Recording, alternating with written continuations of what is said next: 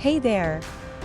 We all know that while deciding to outsource the developing of one's course is really difficult, what is much more difficult than that is to decide which vendor to trust the development with. After all, there are so many e-learning vendors nowadays, so how do we pick the one to go for? Let's see 3 simple steps to do that today.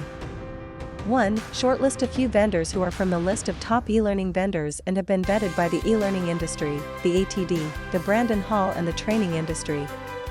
Check their experience, thought leadership, and customer education initiatives.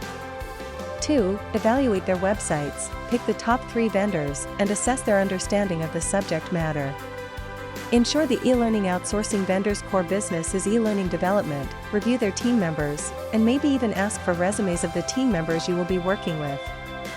3. Ask for a prototype, carefully evaluate their instructional design and project management skills, and see how well it is aligned with your expectations. Remember, choosing your e-learning vendor is half the job done, so being careful with it is definitely important. Follow these steps and ensure that it is to the optimum level possible.